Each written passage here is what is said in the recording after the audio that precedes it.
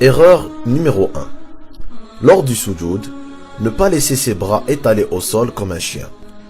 Le prophète sallallahu alayhi wa sallam a dit: soyez équilibrés en prosternation et ne laissez pas l'un de vous étaler ses bras au sol comme un chien. Erreur numéro 2. Faire attention à ne pas décoller son nez du sol. Le prophète sallallahu alayhi wa sallam a dit: il n'y a pas de prière pour celui dont le nez ne touche pas autant la terre que son front. Erreur numéro 3. Toujours dans le sujoud, il faut faire attention à ses pieds, à ne pas les lever comme ceci, mais plutôt laisser ses orteils au sol en direction de la qibla. Erreur numéro 4.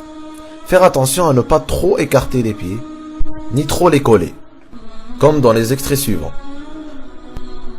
Ibn Omar radiyallahu anhu a rapporté que le prophète sallallahu alayhi wa sallam n'écartait ses pieds ni trop loin, ni trop près l'un de l'autre.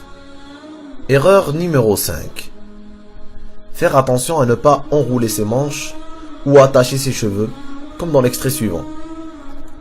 Car le prophète sallallahu alayhi wa sallam a dit: et il m'a été commandé de ne pas attacher les cheveux ou les vêtements en prière. Erreur numéro 6. Il faut faire attention à ne pas lever les yeux vers le ciel ou regarder vers d'autres directions, à droite ou à gauche, qu'autre que le lieu de prosternation. Erreur numéro 7. Il faut faire attention dans l'exagération du ruku' comme dans les extraits suivants. Il faut avoir une position en 90 degrés dans le ruku'. Erreur numéro 8. C'est une des erreurs les plus répandues.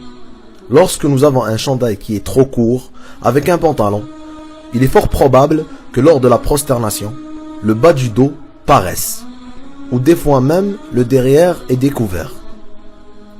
L'idéal serait de porter un qamis. Faire attention aux shorts, car le vêtement doit être en dessous des genoux.